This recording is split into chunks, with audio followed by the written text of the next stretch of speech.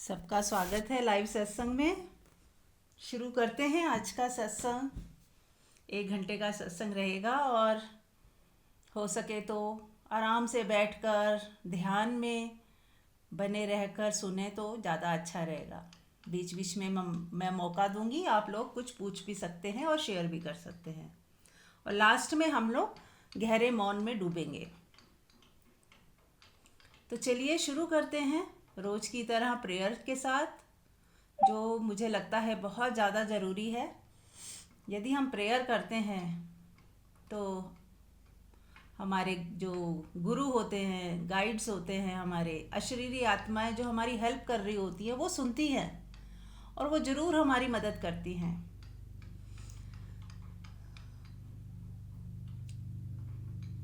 आंख बंद कर लें, सच्चे हृदय से निराकार परमात्मा को महसूस करें।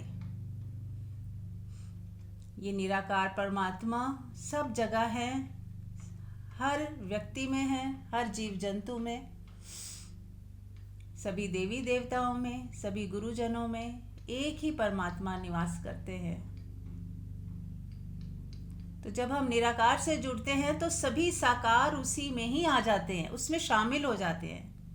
ऐसा नहीं है कि हम साकार को छोड़कर आगे निराकार की तरफ बढ़ रहे हैं, हम साकार को साथ में लेके चल रहे हैं, सबको इंक्लूड करके चल रहे हैं।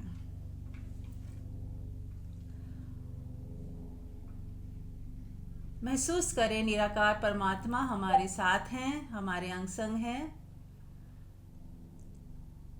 और हमें आशीर्वाद दे रहे हैं। उनकी ब्लेसिंग्स, उनकी ग्रेस हम पर बरस रही है। 24 घंटे हम उनकी ग्रेस में ही हैं। हम सब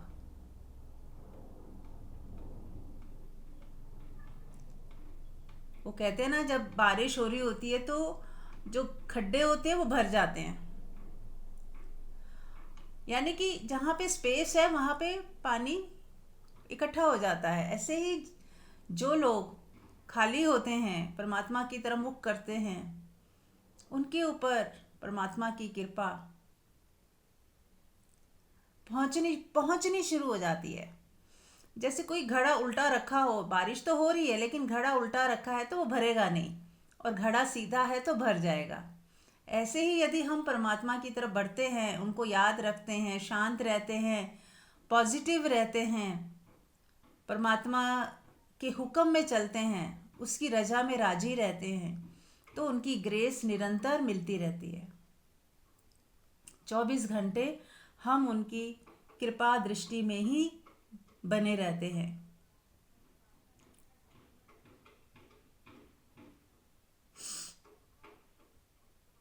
तो चलिए आज बात करते हैं थैंकफुलनेस की, ग्रेटफुलनेस की।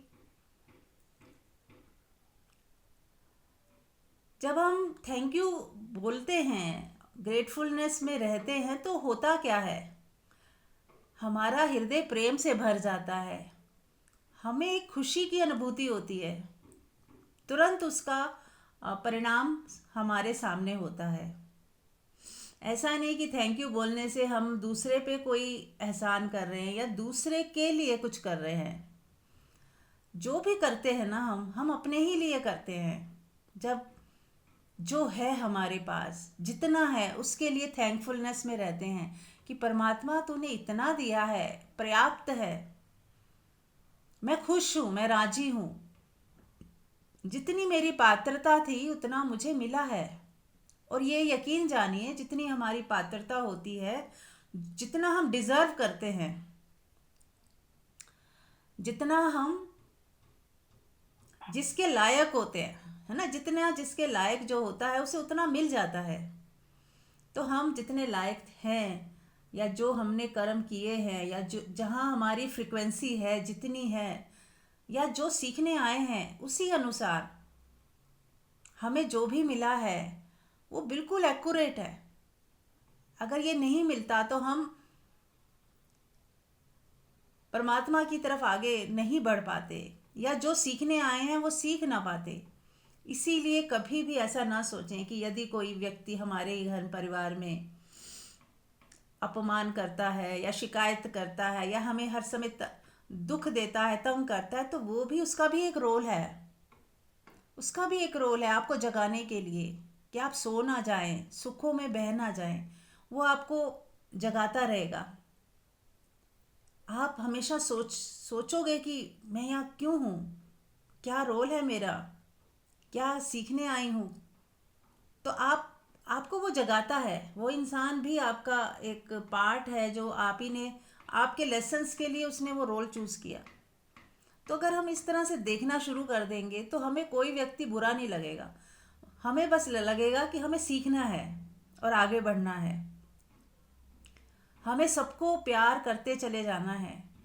जिसका जो भी रोल हो हमारे जीवन में, कोई अच्छा बन के हमें कुछ दे रहा है, कोई दुश्मन की तरह भी हमें ही कुछ सिखा रहा है, तो दोनों ही दिशाओं में हम दोनों के लिए धन्यवाद, दोनों के लिए ही शुक्रिया कि हर वो व्यक्ति जो हमें हमारे आसपास है या जिससे भी हमारा कनेक्शन है, वो यूं ही नहीं हो गया है।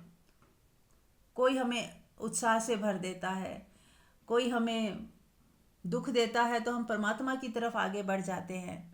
कोई हमें गुस्सा गुस्सा करके हमारा धैर्य बढ़ाता है। कोई गुस्सा करता है और आप शांत रहते हो, मौन रहते हो, तो आपका धैर्य बढ़ रहा है। क्षमा करने की शक्ति बढ़ रही है, आप क्षमा कर देते हो। अब आपको दुख नहीं होता, शिकायत नहीं उठती। तो ये हम सीख रहे हैं। तो हमारा सीखना कितना ज़रूरी है हमारे लिए, और उसके लिए ये सब सहयोगी है। सब, हर एक व्यक्ति, हर एक घटना जो भी हम एक्सपीरियंस कर रहे हैं इस धरती पर, वो हमारे लिए सहयोगी है, हमारी ग्रोथ के लिए। और जब हम ऐसा देख पाते हैं तो ही हम मुक्त हो पाते हैं, तो ही हम शिकायतों से हट पाते हैं। नहीं तो शिकायत आती ही जाती है। दोष दृष्टि तभी खत्म होती है जब हम इस तरह से देख पाते हैं कि इसका कोई कसूर नहीं है, ये तो मुझे सिखाने आया है, ये तो हमें जगाने आया है, ये मुझे और परमात्मा के नज़दीक ले जाने आया है, ये मेरे को लालच से मुक्त कर रहा है। कोई घटना ऐसी घटी तो सोचिए ये लेसन था कि अब आज के बाद मुझे लालच नहीं करना। ये लेसन था, आज के बाद मैं मोह में नहीं पड़ूंगी, आज के बाद मैं इंटरफेयर नहीं करूंगी। कोई लड़ाई झगड़ा हुआ तो आपने सबक सीखा कि कहाँ मैं बोल पड़ी इसलिए लड़ाई झगड़ा हुआ, कहाँ मैंने किसी का पक्ष ले लिया, या जो मुझे सही लगा मैं उस पर अड़ी रही तो बात बिगड़ गई। तो ये सारी चीज़ें हमें सिखाने के लिए ही तो हो रही है।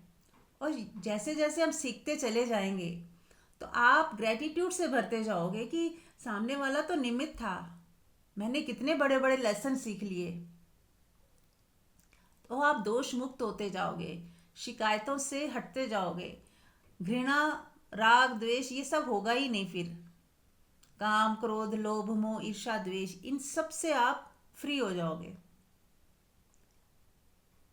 क्योंकि ये सब अज्ञानता की उपज है। अगर हम अज्ञान में होते हैं, हमें लगता है सामने वाले का कसूर है, तो ये सब पैदा हो जाते हैं। जैसे ही दिखता है किसी का कसूर नहीं, ये तो अपना रोल प्ले कर रहे हैं, ये तो माध्यम है बस। जैसे मैं भी माध्यम हूँ, ऐसे ये भी माध्यम है। तो फिर हम किसी को घृणा से नहीं देखते, किसी के बारे में शिकायत नहीं उठाते, किसी को नीचा करके नहीं देखते। लगता है कि सब अपना अपना रोल प्ले कर रहे हैं और मुझे किसी से कोई शिकायत नहीं है। फिर आप रमने लगते हो खुद में, खुद के साथ एक हो जाते हो। तो अहोभाव, थैंकफुलनेस के साथ जर्नी शुरू होती है। पहला स्टेप यही है साधक का कि वो अपनी शिकायतों को छोड़ता चला जाए और अहोभाव, थैंकफुलनेस में आता चला जाए। हर हाल में थैंकफुलनेस, हर चीज़ में शुक्रिया, नुकसान हो जाए तो भी शुक्रिया कि मैंने पाठ सीखा कि मुझे इन लालच में, लाभ हानि में पड़ना ही नहीं। जो दिया अच्छा, जो ले लिया तो भी अच्छा। इधर भी मैं ही हूँ, उधर भी मैं ही हूँ। धन इधर था तो भी तुम परमात्मा का ही था, और आज मेरे से किसी और के पास चला गया, वो भी परमात्मा का ही है, तो भी वहाँ पे भी परमात्मा का ही है। ना मैं कुछ लेके आया, ना कुछ लेके जाने वाला हूँ। थोड़ा सा समय बीच में है, उसे सुंदर तरीके से बिता दूं, तो कितनी सुंदर और सरल ज़िंदगी हो जाए, मज़ेदार ज़िंदगी हो जाए, जहाँ कोई डर ना हो, जहाँ कोई चिंता ना हो, शिकायत ना हो। ऐसी ज़िंदगी ही तो स्वर्ग है। वरना तो अगर हम डर में जी रहे हैं, शिकायतों में जी रहे हैं, प्रेम है ही नहीं यदि ज़िंदगी में, तो हम बहुत गरीब हैं। बिना प्रेम की ज़िंदगी बहुत दुर्भाग्य कह सकते हैं, या गरीबी वाली ज़िंदगी है। और प्रेम से भरी ज़िंदगी ही तो रसपूर्ण है, स्वर्ग है।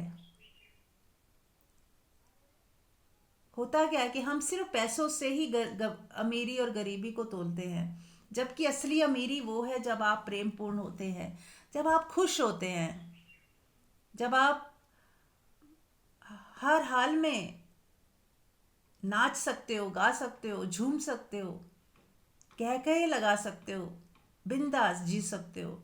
वो है स्वर्ग, वो है असली अमीरी। और कितना ही धन हो, और यदि आप दुखी हो, परेशान हो, डर में हो, चिंता में हो, तो गरीब ही हो। तो अब हम, चॉइस हमारी है कि हम क्या चुनते हैं, किस दिशा में हमें आगे बढ़ना है। और ये अमीरी कल्टीवेट करना हमारे हाथ में है। हम चाहें तो आज इसी वक्त इसी क्षण से अमीर हो सकते हैं, बिना कुछ किए। बस एक निर्णय भी काफ़ी है कि आज से मैं खुश रहूँगी। अपनी ज़िंदगी को शिकायतों से फ्री कर देना है मुझे। अब मैं किसी के लिए दोष दृष्टि रखूँगी ही नहीं, चाहे कोई कैसा ही इंसान हो मेरे सामने। मुझे तो बस इग्नोर करना है, देखना ही नहीं है, और प्रेम देते जाना है, मैत्री रखनी है, मैत्री रखनी है, ब्लेसिंग्स करते जाना है। हर वक्त यही अंदर से भाव आए, सबका कल्याण हो, सबका मंगल हो, सभी सुखी हों, सभी आनंदित हों। जिसको भी देखें, हमारे दृष्टि में प्रेम ही प्रेम हो। जिसके सर पे हाथ रखें, प्रेम बह जाए उसके अंदर, छू जाए, आपका प्रेम उसको छू जाए। काम जो भी करे, आपका सारा प्रेम उस काम में प्योरिटी के साथ, तल्लीनता के साथ, अहोभाव के साथ पूर्ण हो। तो इस तरह की अगर आप आज इसी वक्त निर्णय ले लें, और आज अभी इसी वक्त आपका जीवन पलट सकता है। बस थोड़ा होश रखना है। पुराना पैटर्न टूटते टूटते ही टूटता है, थोड़ा समय लग सकता है, लेकिन अगर आपने सच्चा निर्णय ले लिया तो इसी पल से ट्रांसफॉर्मेशन होना शुरू हो जाएगी।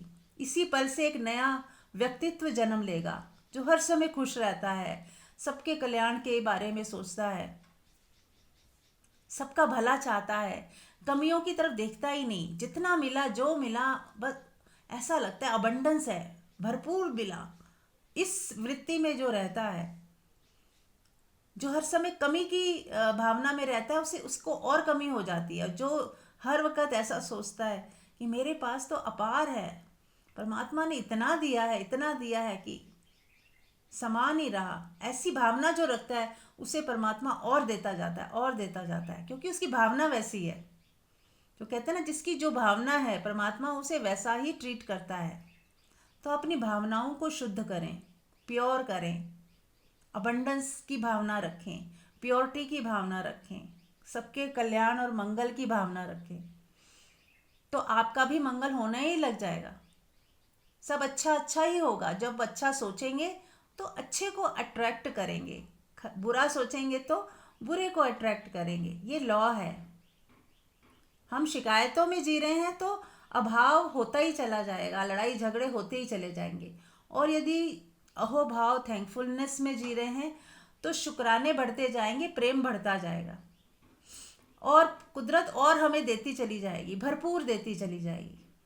अब हमारी फ्री विल है कि हम क्या चूज करते हैं, कौन सा पैकेज लेना है, पॉजिटिव वाला या नेगेटिव वाला, लो फ्रिक्वेंसी वाला या हाई फ्रिक्वेंसी वाला।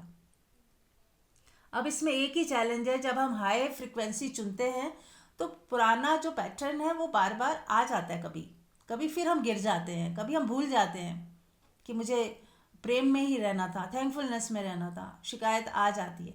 तो तुरंत वापस आ जाए, उसको डिलीट कर दे कि नहीं, मुझे अब शिकायत वाली भावना रखनी ही नहीं, अब मुझे फिर से प्योरिटी वाली भावना रखनी है, थैंकफुलनेस में रहना है, माफ़ करके चलना है, लेट गो करते जाना है, शिकायत आने ही नहीं देनी, दोष दृष्टि रखनी ही नहीं।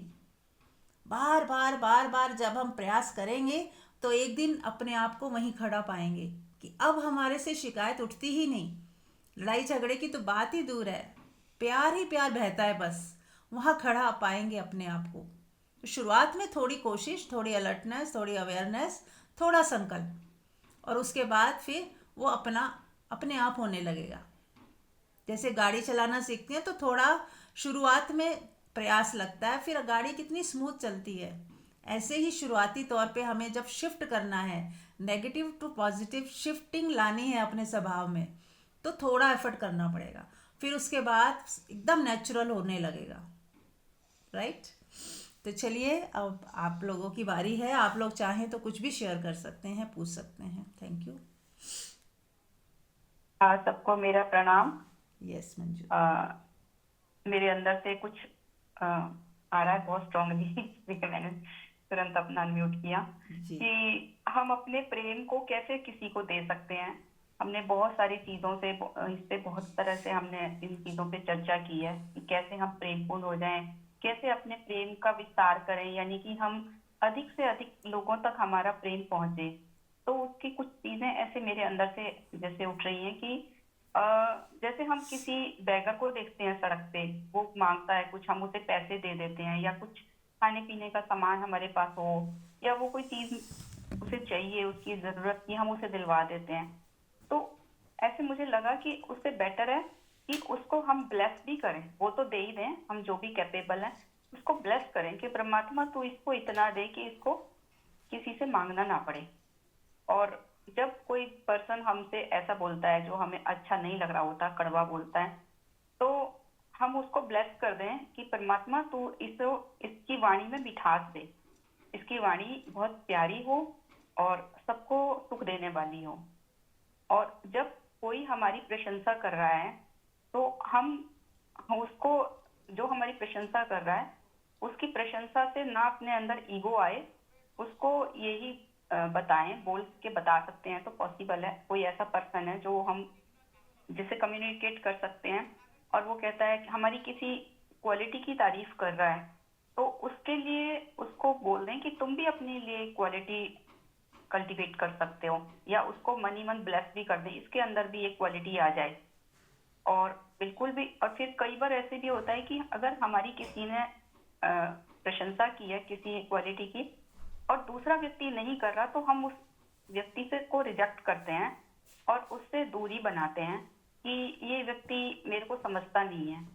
तो उससे बजाय दूरी बनाने के उसको भी ब्लेस करें कि इसके जीवन में भी ये मधुरता आए और इसको भी संबंधों की अहमियत या प्रेमपूर्ण होना आए। तो उसको ब्लेस कर दें बजाय उसको रिजेक्ट करने के। अगर वो हमें, और दूसरे एक तरह से वो हमारे अंदर ऊपर आता है सरफेस पे कि हमारे अंदर क्या रिएक्शन आई, उसने हमारी प्रशंसा, तो हमारे अंदर से कुछ रिएक्शन जरूर आती है, मन ही मन में 100% आती है, जब तक कि हम बिल्कुल ही एनलाइटन नहीं हो जाते। तो वो जब रिएक्शन आती है तो हमें मन ही मन एक तो थैंक यू बोले उसका कि हमें पता लगा इसके द्वारा, अभी हमारे को अपने ऊपर ही काम करना है। अभी मेरे अंदर भी ये ईगो पड़ा हुआ है कि सामने वाले व्यक्ति ने अगर मुझे क्रिटिसाइज कर दिया तो मुझे उस चीज से हर्ट हुआ। तो मतलब कुल मिला के ब्लेम हम कभी भी दूसरे को करने की बजाय, क्योंकि अगर हम दूसरे को ब्लेम कर रहे हैं तो फिर हम अपने अंदर सुधार लाने के लिए रास्ता बंद कर रहे हैं। तो अपना रास्ता खोल के रखें अपने अंदर सुधार लाने के लिए।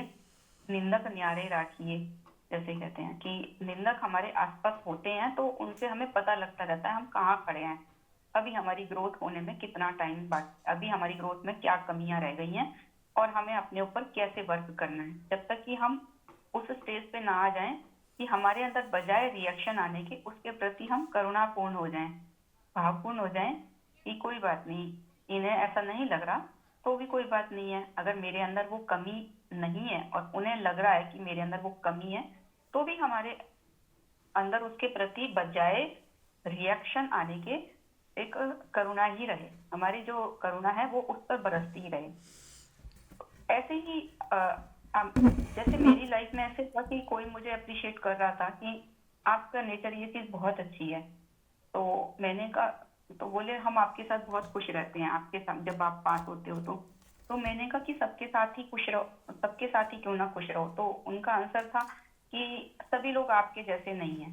तो मैंने कहा सभी लोग अगर आप मेरे जैसे नहीं है तो तुम बन जाओ, तुम उनके तुम उनको बजाय रिजेक्ट करने के तुम प्रेमपूर्ण हो जाओ, ताकि तुम्हें वो सब लोग अच्छे लगने लगे। तो ऐसा अंदर से आया। तो मुझे ये जब मेरे अंदर से ये भाव आया, तो इसके ऊपर ही इतना सारा कुछ अपने आप ही आता चला गया कि हम कैसे और प्रेमपूर्ण हो जाएं। मुझे भी अपने अंदर बहुत सारी चीजें जब नजर आती हैं कि अभी मेरे को अपने ऊपर कहाँ कहाँ काम करना है, तो मेरे अंदर ये इंसाइट्स आती हैं जो मैं सारी शेयर करती हूँ। Thank you so much. बहुत सुंदर। आपकी बात सुनते सुनते एक लाइन याद आ रही थी कि एक जुमला ही कह लो कि कोई बात नहीं, ये कहते हैं ना एक लाइन, कोई बात नहीं। जैसे मैंने कहा आई डोंट नो मेरो, अब एक ये नई बात भी है, नई मैं बोल पहली बार रही हूँ, लेकिन मैं अपनी लाइफ में बहुत इस्तेमाल करती हूँ कि कोई बात नहीं। कोई कुछ कह दे कोई बात नहीं, अपने अंदर एकदम से ही उठता है कोई बात नहीं। किसी को नुकसान हो जाए कोई बात नहीं, कोई चला जाए, कुछ आ जाए, कुछ भी बाहर होता रहता है तो एक ही आता है कोई बात नहीं। कोई बात नहीं कहते ही वो रिएक्शन आता ही नहीं, फिर कोई बात नहीं, हो गया, छोड़ो, जाने दो, ऐसे आता है कोई बात नहीं। ये कोई बात नहीं इतनी बार मतलब मैंने देखा कि मेरे अंदर से उठता है, कई बार, बहुत बार उठता है। तो इसका मतलब हम उसी समय कोई बात नहीं का मतलब लेट गो कर रहे हैं, उसको तुल नहीं दे रहे, उसकी व्याख्या नहीं कर रहे कि अच्छा हुआ बुरा हुआ, नहीं होना चाहिए था, क्यों हो गया, किसने कर दिया, इसका कसूर था उसका कसूर था, कितनी लंबी कहानी खड़ी कर देते हैं। तो वो कहानी को ज़ीरो करने का एक ही तरीका, एक ही लाइन, कोई बात नहीं, छोड़ दो, वहीं छोड़ दो, ड्रॉप इट। उसकी व्याख्या करने की ज़रूरत नहीं। जो कूड़ा होता है, क्या हम उसकी जब हम फेंकते हैं कूड़े को, उसकी व्याख्या करते हैं कि ये छिलका कहाँ से आया था या ये रैपर किसका था? बस फेंक दो ना, ख़त्म करो। जब उस दिशा जाना ही नहीं, उसकी क्या व्याख्या करनी, उसकी क्या बात करनी? बस कोई बात हो गया, जो हो ही गया। अब यहाँ पे एक बिंदु और है जो समझने जैसा, जो भी सिचुएशन पास्ट में तब्दील हो ही चुकी है, जो नुकसान होना था हो ही चुका है, जिसने जो अपमान करना था उसने कर ही दिया है, जिसने जो बोलना था कहना था वो कह ही दिया है ना। जैसे दूध गिरना था, उबाला आ गया और गिर गया, अब तो गिर ही चुका है। अब उसको हम रोए या डांटे या किसको बुरा भला कहे, चुपचाप आओ और कपड़ा उठाओ और दूध को पोंछ दो, बात खत्म। हो जाती हैं गलतियां सबसे, और हर व्यक्ति अलग है, और अ, कभी हमसे दूध गिर जाता है तो हम चुपचाप यही तो करते हैं, कपड़ा उठाया पोंछ दिया, पता ही ना चले किसी को। पर किसी दूसरे से गलती हो जाए तो हम बहुत उसका राय का पहाड़ बना लेते हैं। हाँ, आपकी मेट से गलती हो जाए या आपकी बहू से हो जाए तो हम उसके आसपास एक कहानी खड़ी कर देते हैं कि ये तो है ही ऐसी, इसको तो कोई चिंता ही नहीं है, ये तो अलर्ट नहीं रहती है, इसका तो ध्यान पता नहीं कहाँ रहता है। कितनी ज़्यादा हम एक्स्ट्रा कहानी गढ़ देते हैं जिसकी कोई ज़रूरत नहीं थी। यहाँ हम एकदम जैसे कहते हैं ना, साक्षी हो, कोई बात नहीं, और हमें कहानी नहीं करनी। ये कथा मुक्त जीवन जो कहा गया, अगर ये भी कोई साध लेना, ये बहुत ज़्यादा इम्पोर्टेंट है। हम हमेशा कथा ही गढ़ते रहते हैं, जो भी देखा उसके आसपास एक कथा गढ़ देते हैं, ये ऐसा, ये वैसा, ये क्यों हुआ, इसका कसूर उसका कसूर, ये है ही ऐसी, ये है ही ऐसा, मतलब कुछ भी सोच लेते हैं, कुछ भी बोल देते हैं और फिर उसी को ही सत्य मान लेते हैं। ऐसा ही नहीं कि बोल देते हैं, उतना भी काफ़ी नहीं, फिर हम उसको सत्य मान लेते हैं और कई टाइम तक, लंबे समय तक उसी को ही सत्य मान के चलते हैं। अपनी धारणा, अपनी सोच को ही इम्पोर्टेंस देते हैं और उसको ऊपर रखते हैं और उसी चश्मे से देखते रहते हैं, फिर उसी भावनाओं को बीच में ला के दूसरे को हमेशा देखेंगे, जज करते रहेंगे। तो ये सब चीज़ें यदि हम बंद कर दें तो फ़ायदा किसका होगा? हमारी शांति बनी रहेगी। हमारी जो कटुता आ जाती है संबंधों में वो आएगी ही नहीं। आप किचन में गए, आप मान लो आप सास और बहू है आपकी किचन में, वो थोड़ा सा फैला के चली गई, उसने खाना बनाया, नाश्ता दिया, आपको चाय दी, पर किचन थोड़ा समेटी नहीं, कोई फ़ोन आ गया या थक गई चली गई। अब आप चुपचाप जाओ, उसका धन्यवाद दो कि उसने आपको नाश्ता खिला दिया, चाय पिला दी, इतना सब कर दिया ना। अब थोड़ा सा चलो मैं ही कर देती हूँ, किचन मैं समेट देती हूँ। तो बिना शिकायत के आप प्यार से गए और सारा समेट दिया कि चलो ये भगवान ने मेरे को ये काम सौंप दिया है, भगवान ने मेरे सामने ये रखा है, तो मेरी भी सेवा बीच में, मेरा भी इसमें सहयोग हो जाए। तो आपने चुपचाप अहोभाव थैंकफुलनेस से पूरे किचन को साफ कर दिया और कोई शिकायत नहीं उठाई। और यदि बहू आई वापस, अरे आपने क्यों किया, मैं आने ही वाली थी, कोई बात नहीं, यदि मैंने कर दिया तो क्या हो गया, तूने सुबह से तो तू लगी हुई है काम में।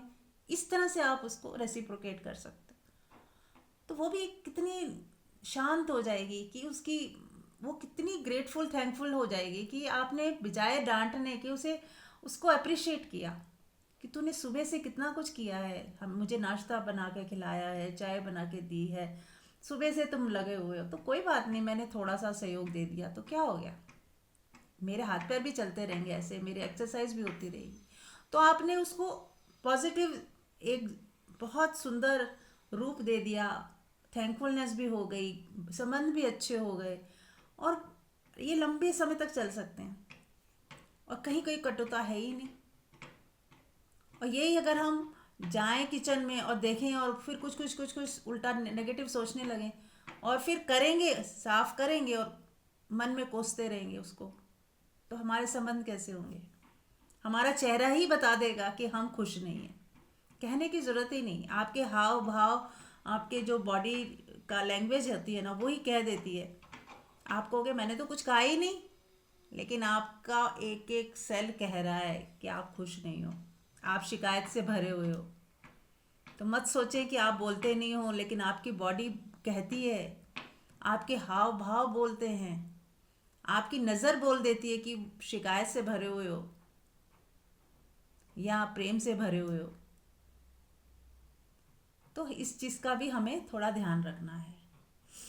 अपने को अगर हम पॉजिटिव रखेंगे, हाई फ्रिक्वेंसी में रखेंगे, तो ही दूसरे का नहीं अपना भला होगा। हमें खुद का भला करना है, अपना भला करेंगे, दूसरे का भला अपने आप होने लगेगा। यस, और भी कोई कुछ शेयर करना चाहे तो कर सकता है। हाँ, मुझे आपकी बात पे एक ओशो की बात याद आ रही है कि ओशो से किसी ने पूछा कि आप हमेशा ये कहते हो कि सारे जगत के लिए मंगल भाव से भरे रहो, हमेशा मैत्रीपूर्ण रहो, और उनके लिए ओम सर्व मंगलम जैसे हम बोलते हैं कि सभी का मंगल हो, सभी सुखी हो। तो ऐसे दिखता तो नहीं है कि सभी सुखी हो गए हैं या सभी का मंगल हो गया। तो ओशो का ये उत्तर था जो बहुत ही सुंदर है और ये सारी बातों को कंक्लूड करता है कि जब हम सबके लिए मंगल चाहते हैं, दिल से चाहते हैं, उसके पीछे ये नहीं भाव होता कि मेरा मंगल हो जाए। सिर्फ हम चाहते हैं, दिल से चाहते हैं, अपना सोचे बिना ही। तो नेचुरली हमारे अंदर जो मंगल भावना है वो ये नहीं है कि बाद में हमारा मंगल हो जाएगा, यानी कि हमारी भावना उस समय इतनी प्योर है कि वो प्योरिटी हमारे को ही अच्छा फील करा रही है, फील गुड करा रही है। तो उसमें कोई ये फ्यूचर ओरिएंटेड नहीं होती ये चीजें। इनका ये है कि जो कर रहे हैं, करते करते ही हमें उसमें जो फीलिंग आती है वो ही हमें इतना सुकून देने वाली होती है। जैसे बार बार लोग पूछते हैं ना कि ओशो ने कई बार बोला है कि ध्यान करने से क्या मिलेगा। ओशो बोले कि अगर तुमने ये सोचा कि ध्यान करने से क्या मिलेगा तो तुम ध्यान कर ही नहीं पाओगे।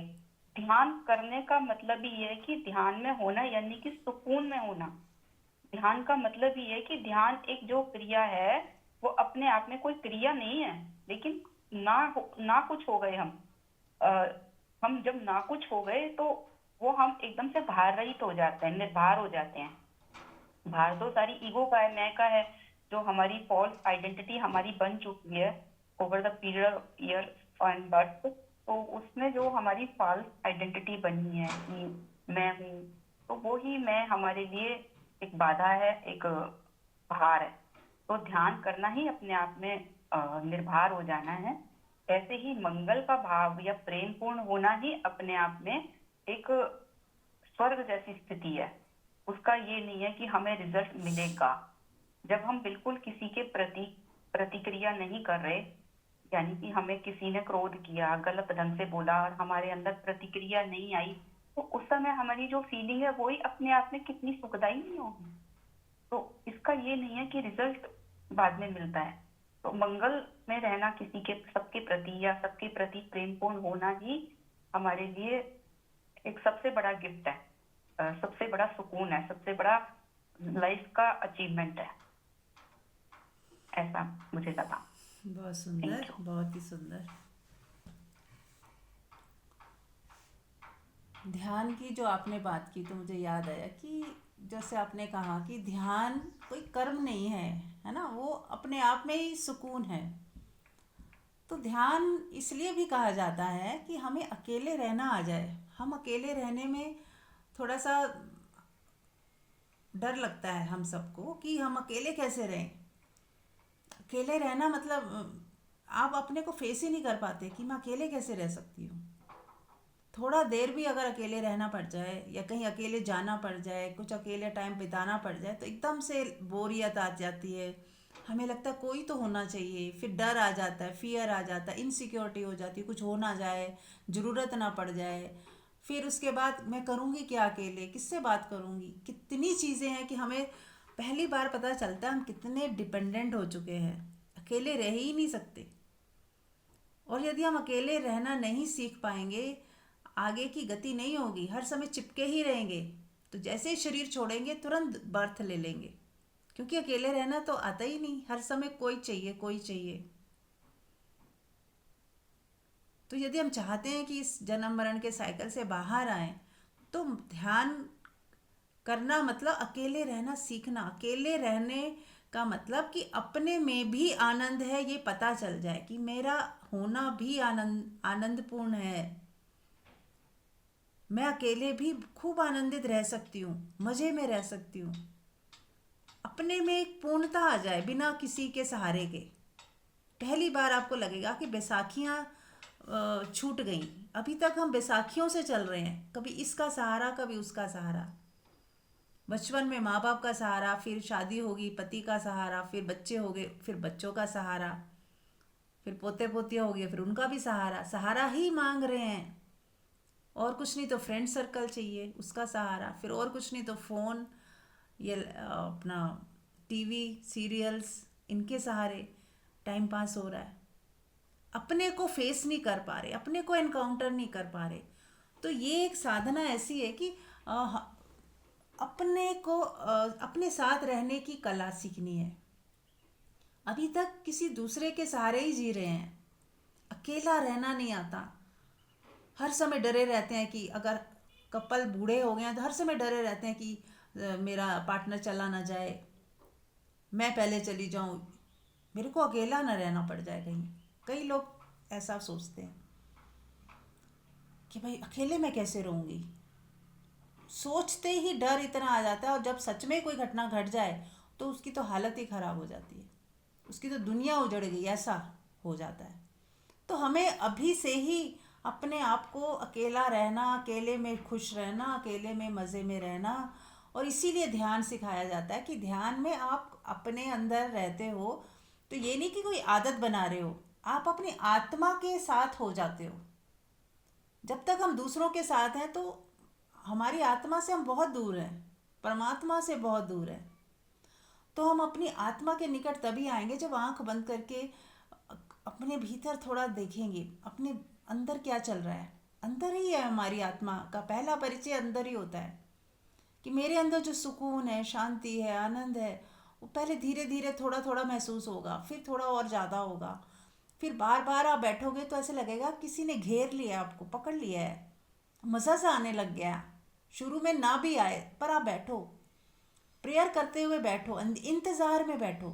शुरू में इंतज़ार करना पड़ता है, होता है ना कई बार हम अ, कुछ बहुत सुंदर अच्छी जगह पे भी जा रहे हैं पर टिकट लग के लिए लाइन लगी है तो इंतज़ार करना पड़ रहा है। या आप पिक्चर देखने गए हो, अभी शो शुरू नहीं हुआ, आधा घंटा वेट करना पड़ रहा है। तो शुरू में इंतज़ार, पर वो भी तो अच्छा ही होता है ना, हम इंतज़ार करते हैं कि पता है कि आधे घंटे बाद बहुत मज़ा आने वाला है। ऐसे ही हम जब शुरू में ध्यान में बैठते हैं ना, तो कई बार विचार बहुत चल रहे हैं, या हमारी अंदर स्टोर रूम इतना भरा हुआ है, इतना कचरा भर दिया है हमने, वही दिखने लग जाता है। फिर धीरे धीरे ये कचरा साफ होने लगता है। विचार हैं, उदासी है, शिकायतें हैं, घृणा है, नुकसान हो गए, कि कोई छूट गया, किसी ने दिल तोड़ दिया, कितनी कितने जख्म हैं हमारे अंदर, वो पहले दिखने लगते हैं। और हम उनको देखना नहीं चाहते, हमें लगता है कि ये बातें तो मुझे याद ही ना आए तो अच्छा है। तभी हम पिक्चर देखने लग जाते हैं, बातें करने लग जाते हैं, कोई काम करने लग जाते हैं कि ये जो जख्म मेरे भीतर है ना, ये दिखे ही ना मुझे, याद ही ना आए मुझे। तो हम बचना चाहते हैं, दूर भागते हैं। ध्यान में सबसे पहले वही दिखेंगे आपको। और मज़े की बात है, जैसे ही दिखना शुरू होंगे, वो हमेशा के लिए हील हो जाएंगे। देखते रहो, आप निडर होके बैठ जाओ कि आज देखती हूँ कौन कौन से जख्म मुझे नज़र आते हैं, कौन कौन सी पुरानी बातें जो दुख वाली थी, परेशानी वाली थी, वो सब दिखेंगी। और जैसे जैसे दिखती जाएंगी, वैसे वैसे वो डिलीट होती जा रही हैं, वो बाहर निकल रही हैं और हमेशा के लिए ख़त्म हो रही हैं। इस बात को याद रखिए। आप ये मत सोचिए ये कचरा देख रही हूँ, नहीं, कचरा डिलीट हो रहा है, ख़त्म हो रहा है हमेशा से, हमेशा के लिए। अब आपको बार बार अगर आप रोज़ बैठ जाओ देखने, आप एक दिन पाओगे अब कुछ नहीं दिख रहा, सब साफ हो गया। आपको कि मैंने तो कुछ किया ही नहीं, सिर्फ देखता था, रोज रोज देखता था, रोज देखता था। आपके देखने मात्र से ही वो हमेशा के लिए अलविदा बोल दिया, उसने ख़त्म हो गया। अभी तक इसीलिए वो बचा हुआ था, हम देखना ही नहीं चाहते, हम अवॉइड करते थे, उसको स्टोर रूम में भर दिया था कि पड़ा रहे, मुझे देखना ही नहीं, क्योंकि देखती हूँ तो रोना आता है, गुस्सा आता है। अब आपने क्या करना है, ध्यान में बैठ के उन सारे दर्द को देखना है जो भी हमारे अंदर हैं। आपको कई ऐसी बातें याद आएंगी जो भूल गई थी, और निकल निकल के आएंगी। निकलने दीजिए, ये कचरा साफ हो रहा है, ये कचरा साफ हो रहा है। शुरुआती दौर पे कचरा साफ होगा, तो रोज बैठे रोज साफ होगा, रोज बैठे रोज साफ होगा। और एक दिन आएगा, बहुत जल्द आएगा, जब कचरा निकलना बंद हो जाएगा। अब आप लगेगा अब आज कुछ नहीं निकल रहा, आज कुछ निकल ही नहीं रहा, एकदम खाली खाली सा हो गया कमरा जैसे, तो वो बहुत शुभ घड़ी होगी। फिर और आप उसी खालीपन में बैठे रहें, बैठे रहें, बैठे रहें। धीरे धीरे प्रेम, धीरे धीरे प्रेम की तरंगे उसी में उठेंगी, धीरे धीरे उसी में अनद नाद सुनाई देगा। ऊर्जा और ऊपर सफाई करती चली जाएगी, आपके अंदर और गहरे गहरे जाएगी और सफाई करेगी। और जब पूरी सफाई हो जाएगी तो आनंद, आनंद की बारिश शुरू हो जाएगी, खूब आनंद बरसेगा। तो जैसे कुआं खोदते चले जाते हैं, पहले मिट्टी पत्थर करते, खोदते खोदते खोदते नीचे, काफ़ी नीचे जाके पानी निकल आता है। ऐसे ही ध्यान में रोज बैठेंगे, रोज बैठेंगे, बैठेंगे बैठेंगे, पहले कचरा निकलेगा, पहले गंदगी निकलेगी, शिकायतें आएंगी, घृणा सब दिखाई देगी, और डिलीट होती जाएंगी, डिलीट होती जाएगी। और फिर एक दिन वहीं से ही आनंद की बारिश, फिर ऐसी बारिश शुरू होगी, बस जब देखो बारिश सी हो रही है आनंद की, इतना मिठास, इतना प्यार, तो वो सब होने लगेगा। पर शुरुआती दौर पे आपको बैठना है संकल्प लेके कि मुझे बैठना है, तब तक बैठना है जब तक आनंद की बारिश शुरू ना हो जाए। और लगातार रोज बैठिए, एक एक घंटा दीजिए, जितना समय हो ज़्यादा से ज़्यादा दीजिए। तो ये मैंने आपसे बात करी, बाकी आपकी स्वतंत्रता है, आप चाहते हैं कि नहीं चाहते हैं, ये अब आपको तय करना है। यस, कोई कुछ कहना चाहता है या पूछना चाहता है?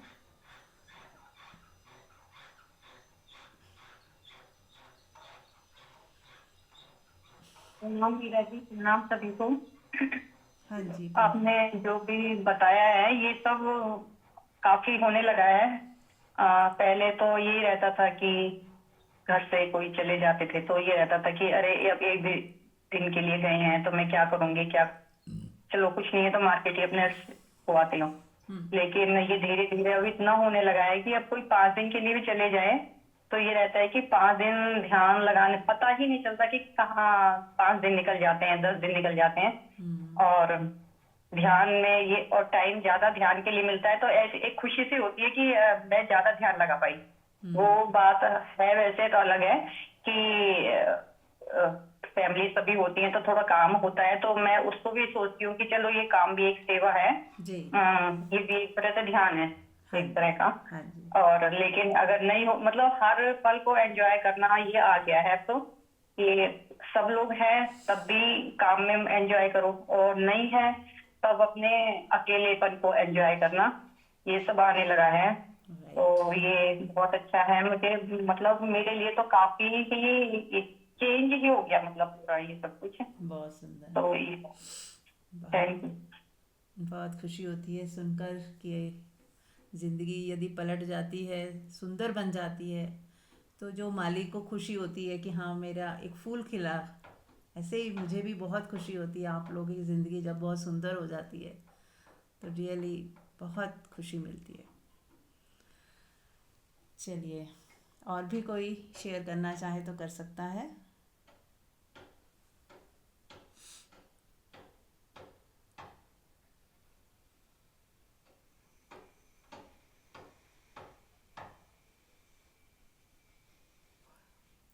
हाँ एक जी। बात और कहूंगी मैं हाँ जी। कि मन मन के लेवल पे ना रह के हम आत्मा के लेवल पे रहने से बॉडी मन मतलब पूरी बॉडी भी अपने आप को इतनी हल्की फील होती है कि क्योंकि विचार भी काफी ना के बराबर हो गए हैं, आते हैं इधर से चले भी जाते हैं साथ के साथ।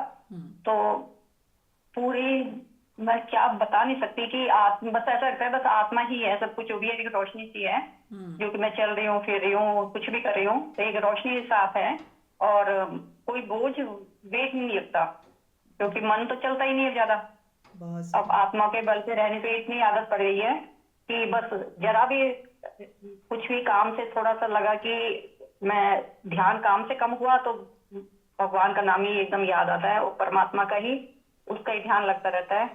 तो बाकी काम भी इतने अच्छे हो गए हैं, एक मतलब एक ब्यूटीफुलनेस की फील होती है हर काम करने में हर चीज में। तो मतलब बहुत अच्छा ही फील होता है अपनी बॉडी के लिए भी, बाकी सबको भी परमात्मा देखने से। और अपने घर को में ये को भी थैंक यू कहने का भाव बड़ा अच्छा हो गया है कि हर चीज को थैंक यू बोलना।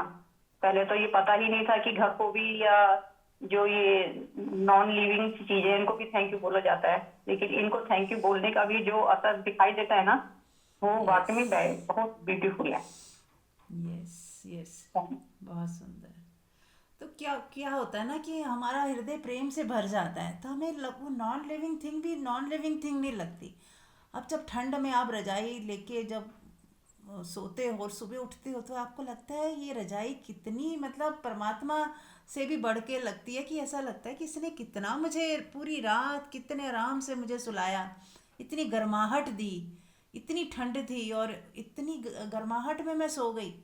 तो ऐसा थैंक यू निकलता है उस रजाई के लिए, उस बेड के लिए, उस तकिए के लिए। फिर आप जूते पहनते हो, चप्पल पहनते हो, उसके लिए भी धन्यवाद निकलता है कि अरे एक टाइम था जब ये जूते चप्पल होते ही नहीं थे, लोग नंगे पैर चलते थे, उन्हें पता ही नहीं था ये चीज़ का। आजकल बन गई हैं तो हम लोग कितने आराम से कांटों वाली जगह पे, ऊबड़ खाबड़ जगह पे आराम से चलते हैं, कोई कष्ट नहीं होता। तो हर पल धन्यवाद निकलने लग जाते हैं। सड़कें बन गई हैं इतनी सुंदर, लगता है कि कितनी प्यारी सड़कें बन गई हैं, पहले कहाँ थी ऐसी। चूल्हा गैस को देखते हैं तो धन्यवाद निकलता है कि कहाँ पहले एक चूल्हा में, मुझे तो याद है मैं बचपन में बहुत छोटी थी, मम्मी मेरे अंगीठी जलाते थे तो आधा घंटा तो अंगीठी जलाने में लगता था, तब जाके खाना बनाना शुरू होता था। तो आधा पौना घंटा पहले वो शुरू कर देती थी अंगीठी को पूरी तरह, जब वो बर्न हो जाती थी तब वो 2 घंटे चलती जाती थी। तो 2 घंटे में जो खाना बनाना है बना लो। अब हमें 1 सेकंड लगता है, गैस जला लेते हैं। लेकिन हमें अहोभाव ही यदि ना हो, थैंकफुलनेस ही ना हो, टॉयलेट्स देखो पहले बाहर होते थे, लोग कितनी दूर दूर जाते थे, इवन घरों में भी बहुत आंगन में बहुत कोने में जाके होते थे, ठंड में भी आपको आधी रात भी उठे हो तो बहुत दूर जाना पड़ता था। और आजकल कमरों में ही है, अटैच बाथरूम में, कितनी सुख सुविधाएं हो गई हैं। हर एक चीज़ हमारे, पहले कितना काम था, मशीनें आ गई हैं, मिक्सियाँ आ गई हैं, हर एक चीज़, फ्रिज हो गए हैं, टीवी है, एंटरटेनमेंट घर में ही है, सत्संग घर में है, कहीं जाना ही नहीं पड़ रहा। लाइफ इतनी सुंदर हो सकती है, कल्पना भी नहीं की जा सकती थी। लेकिन उसके बावजूद भी यदि हम दुखी हों, परेशान हों, तो फिर तो क्या कारण हो सकता है? फिर हम ही कारण है, हमारा मन ही है। सिर्फ हमारे मन के अलावा बाहर तो सुख ही सुख है। मटेरियलिस्टिक चीज़ें भी इतनी आगे बढ़ गई हैं, कंप्यूटर है, फ़ोन में सब कुछ है, पैसे ट्रांसफ़र हो जाते हैं, आप इसमें कैलकुलेटर है, कितनी चीज़ें हैं, पूरा फ़ोन ही अपने आप में एक जिनी है ना। जिनी, आप जिनी को बोलते हो, गूगल से कुछ भी पूछना फट से पूछ लेते हो। पहले एक चीज़ पूछने के लिए सोचना पड़ता था किससे पूछें, आजकल एआई या फट से पूछो, एक सेकंड में आंसर आ जाता है।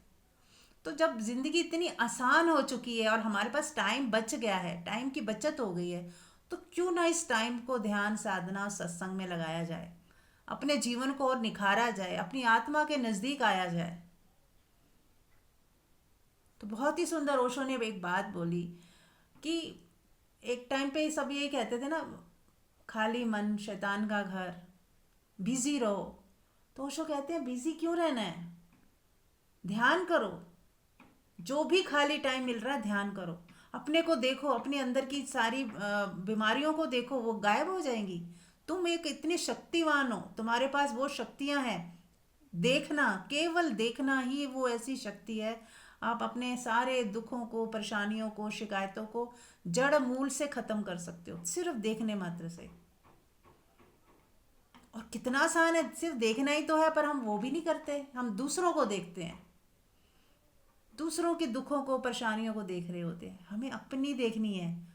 दूसरों को देखने से दूसरों की परेशानी डिलीट नहीं होगी, हमें हमारी जब देखेंगे तो वो डिलीट हो जाएंगी। अपने को साफ करते जाओ, अपने को निखारते चले जाओ, अपने को ग्रेसफुल बनाते चले जाओ, अपने अंदर शिकायतें ख़त्म करते चले जाओ। बेईमानी है तो जड़ मूल से उखाड़ के फेंक दो। लालच करना ही नहीं, किसी को धोखा देना ही नहीं, कोई गलत काम करना ही नहीं। आपकी आत्मा जानती है क्या गलत है। हमें लगता है ना, हमें कैसे पता चलेगा, हमारी आत्मा सब जानती है, हम फिर भी करते हैं। कहीं लालच के वश कर लेते हैं, कहीं मोह के वश कर लेते हैं, कभी दुनियादारी की वजह से कर लेते हैं, लोगों की नज़रों में ऊंचा उठने के लिए कर लेते हैं, पर हमें पता होता है कि है तो गलत। तो इसलिए गलत काम ना करें, ईमानदार रहें, सच्चाई में रहें, परमात्मा के साथ जुड़े रहें। और जो ईमानदार रहता है, सच्चाई में रहता है, उसका भला चाहे थोड़ी देर में दिखाई दे, पर उसका भला ही होता है। और फिर उसे डरना नहीं पड़ता। सबसे बड़ा जो उसे मिल जाता है ना अवार्ड, वो ये है कि जो सच्चाई और ईमानदारी से चलता है, कम में जी लेता है, पर बेईमानी नहीं करता। अब उसको कोई डर नहीं रहता है, उसको कोई इनकम टैक्स का डर नहीं है, कोई क्या सोचेगा उसका भी डर नहीं है, क्योंकि वो कुछ गलत कर ही नहीं रहा, अपनी तरफ से नहीं कर रहा। हाँ, उसके बावजूद भी कुछ लोग तो निंदा करेंगे ही, वो तो लोगों का स्वभाव है। किसी को अच्छा और सच्चा देख के भी लोग जलते हैं, उसकी निंदा करते हैं, तो वो उनको करने दीजिए। हमें इतना स्ट्रांग हो जाना है कि कोई फ़र्क ही ना पड़े, कोई बात नहीं, करने दीजिए। फिर वही कोई बात नहीं आ जाएगी, है ना, कि कोई बात नहीं, दुनिया में जो जैसा है, जैसा कर रहा है, करने दीजिए। आप क्या कर रहे हैं, हम क्या कर रहे हैं, हम अपनी निगाह अपने ऊपर डाल के रखें। हमारे ही भीतर का परमात्मा हमारी छत्र छाया बन जाए। हमारे भी अंदर परमात्मा बैठा है ना, उसकी गाइडेंस में चलें, वो आपको गाइड करेगा। अपनी गाइडेंस अपने अंदर से लें, बिना लालच के, बिना मोह के, बिना किसी डर के। पहले तो हो जाएं, उसके बाद फिर आपका परमात्मा, आपका अंतर्यामी बताएगा क्या करना क्या नहीं करना। अगर डर होगा तो अंतर्यामी छुप जाएगा, वो आपका डर ही हावी हो जाएगा। अगर लालच होगा तो लालच हावी हो जाएगा, अंतर्यामी छुप जाएगा। मोह होगा तो मोहवश हम अंधे हो जाते हैं, हम सही गलत देख ही नहीं पाते, मोह में आ जाते हैं। तो इसीलिए इन चीज़ों से पहले हट जाएं कि नहीं, अब मोह में गिरना नहीं, लोभ में नहीं पड़ना, ईर्ष्या द्वेष फियर ये सब साइड में कर दो। और जो सही है, जो मेरे अंतर की आवाज़ है, जो सत्य के साथ जुड़ी हुई है, उसको फॉलो करते चले जाना है। चाहे थोड़ा मार्ग कठिन लगे, पर फिर भी सच्चाई ईमानदारी की तरफ ही आगे बढ़ना है। चलिए, तो अब ध्यान कर लेते हैं। समय अब है नहीं। सब लोग रेडी हैं ध्यान के लिए? तो आंख बंद कर लें सभी। अब हम मौन में थोड़ा उतरेंगे। ध्यान जैसे हमने बताया कि अपने साथ रहना, अपने को देखना, एक ही चीज़ करनी है, केवल अपने अंदर झांक कर देखना है। तो शुरू करें और अपने अंदर जो भी दिखाई दे उसे देखते जाएं, देखते जाएं। अपनी घृणा, अपनी शिकायतें, अपनी लालच, अपना मोह छू दिखे कि हाँ क्या क्या है मेरे भीतर। जैसे हम स्टोर रूम में जाते हैं तो क्या करते हैं, पहले देखते हैं कि क्या क्या है, फिर एनालाइज करते हैं और फिर छांटते हैं, फिर कुछ चीज़ें हटाते हैं, सफाई करते हैं। ऐसे ही अपने अंदर अभी आपको सिर्फ देखना है, एनालाइज नहीं करना, वो खुद ही दिख जाएगा। बस जो गड़बड़ है उसे देखते जाओ, देखते जाओ, देखते, और देखने मात्र से वो डिलीट होती जाएगी। बार बार देखें, एक बार देख लिया फिर दोबारा देखें, फिर तिबारा देखें, और देखते ही चले जाएं जब तक पूरा मिट ही नहीं जाए। चलिए शुरू करते हैं। हम सभी 10 मिनट तक ये प्रक्रिया जारी रखेंगे और अलर्ट होकर रीढ़ की हड्डी सीधी करके बैठ जाएं। ये बैठ के करने वाली है, और बाद में 10 मिनट के बाद आप लेट सकते हो। 10 मिनट तक अलर्ट होके अपने भीतर अपने मन को थोड़ा टटोलेंगे कि हमारा मन क्या क्या चालाकियाँ करता है, कहाँ लालच करता है, कहाँ ईर्ष्या, कहाँ द्वेष, सब देखना है हमें। और यदि कोई सॉल्यूशन निकल के आता है, कोई आंसर आता है, तो उसे भी नोट करते जाना है। चलिए तो शुरू करते हैं। सब लोग 10 मिनट तक करेंगे। Thank you so much. शुरू करें।